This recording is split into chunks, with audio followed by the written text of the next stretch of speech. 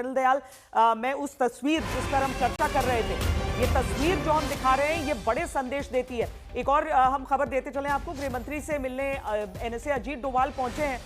हर स्तर पर जो भारत की जो रेडीनेस है, भारत का जो रिजॉल्व है और भारत का जो पलटवार है वो सब दिख रहा है। भारत पाकिस्तान के का जो तनाव चल रहा है उसके बीच ये बड़ी बैठकें, बड़ी मुलाकातें जो चल रही हैं, ये समन्वय की भी प्रतीक हैं। लेकिन जनरल दयाल, जो राजनाथ सिंह, रक्षा मंत्री राजनाथ सिंह के साथ तीनों, अब ये हमको अपने दर्शकों को समझाना भी होगा। देखिए, जो हमारे सुरक्षा बल होते हैं उनके यूनिफॉर्म्स बहुत तरह के होते हैं, लेकिन दो मुख्य कैटेगरीज में आप उन यूनिफॉर्म्स को बांट सकते हैं।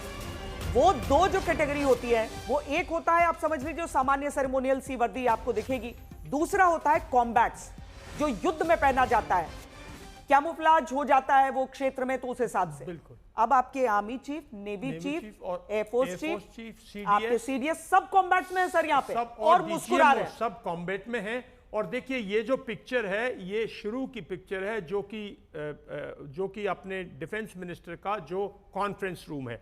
लेकिन जो हमारे दर्शकों को मैं बताना चाहता हूं कि यहां से ये एक्चुअल मीटिंग जो है, जो हमारा मिलिट्री ऑपरेशन, जो हमारा DGMO, director general military operation, जहां से पूरी रूपरेखा लिखी जाती है पूरे के पूरे युद्ध की, पूरे के पूरे उसकी, श्वेता, उसमें तो पहले प्राइम मिनिस्टर्स भी आते थे वहाँ, वहीं से सारी स्ट्रेटजी होती थी। अब मैंने सुना है कि प्राइम मिनिस्टर के घर पे ही इन्होंने एक ऑप्स रूम बना रखा है। तो वहाँ पे जो इतनी लंबी मीटिंग क्यों चली है, क्योंकि तीनों चीफ्स ने पहले पूरा का पूरा कल रात में जो कुछ उसका डिटेल में जितनी इंफॉर्मेशन है, जो कुछ हम तो बहुत थोड़ी चीज़ें बता रहे, लेकिन हर डिटेल जो सिचुएशन रिपोर्ट है वो सारी की सारी कंपाइल करके ब्रीफ किया होगा। उसके बाद हर एक कार्रवाई की क्या कार्रवाई करनी है उसकी डिटेल डिस्कशन की होगी, स्ट्रेटेजिक लेवल पे, उनके लेवल पे, टैक्टिकल लेवल पे नहीं, और किस तरह की जाएगी। और देखिए, अब तक भारत बिल्कुल एक इस किस्म के कदम ले रहा है ताकि हम सुरक्षित रहें, और हम पाकिस्तान की जो मिलिट्री इंस्टॉलेशंस हैं, पाकिस्तान की जो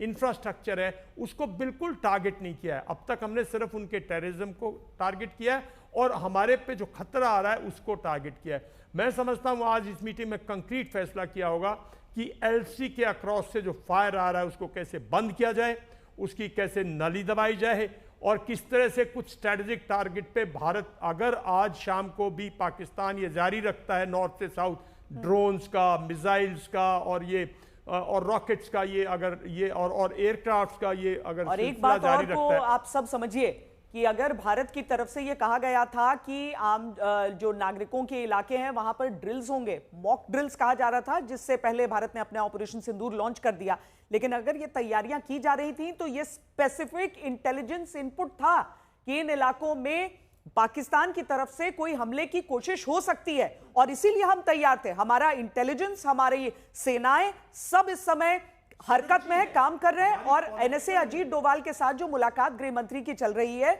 उस पर नजर रखे हुए हैं हमारे संवाददाता सुशांत। बताएं सुशांत।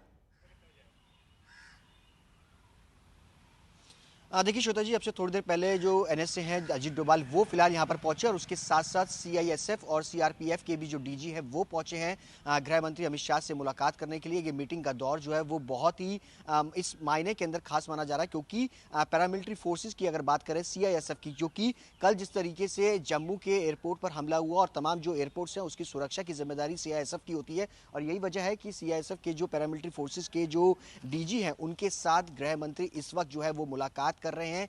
पूरा ब्रीफिंग जो है उनको दी जाएगी, किस तरीके से तमाम जो एयरपोर्ट्स हैं उनकी सुरक्षा बढ़ानी है, तमाम जो वो सरकारी बिल्डिंग्स जो कि रडार पर हैं उन सब की सुरक्षा की जिम्मेदारी पैरामिलिट्री फोर्सेस की होती है, उनको किस तरीके से मजबूत रखना है, ये पूरी तैयारियां जो है वो की जा रही है, उसका पूरा एक्सप्लेनेशन जो है वो दिया जाएगा। इसके साथ साथ अजीत डोभाल जो कि एनएसए हैं वो पहुंचे हैं, वो भी पूरी तरीके से आगे की तैयारी, किस तरीके से जवाबी कार्रवाई होगी, इसको लेकर के पूरी रूपरेखा, पूरी चर्चा जो है वो की जाएगी इस मीटिंग के अंदर। हालांकि ये मीटिंग का जो दौर है वो फिलहाल अभी शुरू हो गया है। इससे पहले रक्षा मंत्री की बैठक जो है वो हुई तमाम सेना के प्रमुखों के साथ, और उसके बाद अब होम मिनिस्टर भी जो है वो लगातार मीटिंग्स जो है वो फिलहाल इस वक्त कर रहे हैं। हम वो पूरी सूची दिखाते हैं जो पाकिस्तान की तरफ से जिन हथियारों का इस्तेमाल किया गया है, जो सारी इनपुट सुरक्षा एजेंसियों की तरफ से हमें मिली है। ग्रुप कैप्टन राजीव नारंग हमारे साथ जुड़े हुए हैं।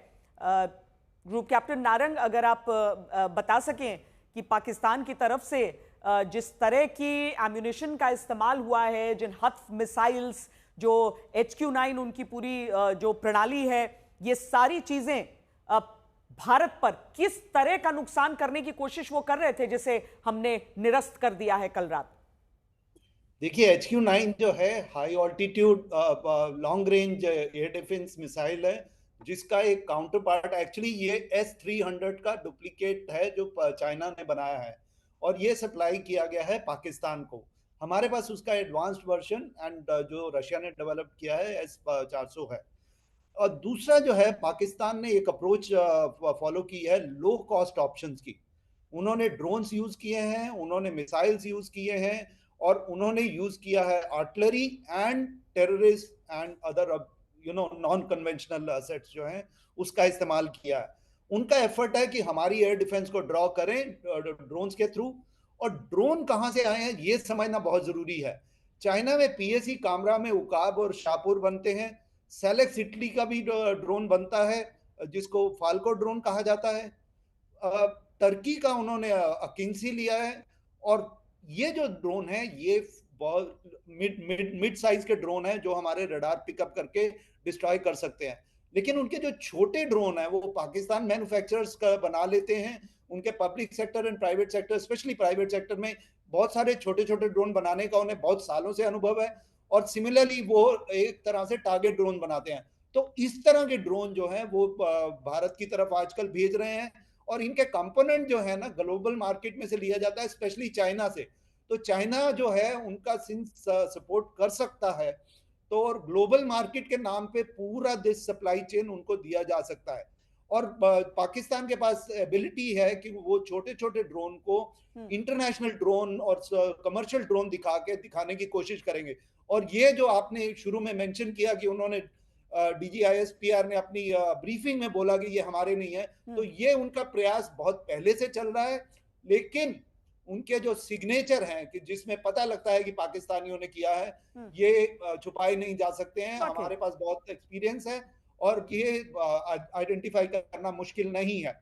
और ये जो लो कॉस्ट अप्रोच वाला अप्रोच है, ये जो है एक तरह से ब्लीडिंग वाली अप्रोच है जो कन्वेंशनल और ग्रुप कैप्टन नारंग जो चीजें भारत की तरफ से, भारतीय वायुसेना की तरफ से इस्तेमाल की गई हैं इस सब को निरस्त करने के लिए, हालांकि जो आर्टिलरी है उस पर मैं जनरल दयाल से अभी पूछूंगी, लेकिन भारत की तरफ से जो सुरक्षा प्रणाली जो हमारी इस्तेमाल की गई है, कल तक तो लोगों को सिर्फ सुदर्शन चक्र के बारे में, हमारी S-400 के बारे में पता चला, पर आज आकाश के इस्तेमाल की भी बात आई है और जरूरत के हिसाब से जो हमारे अलग अलग उपकरणों हैं उनकी बात हो रही है।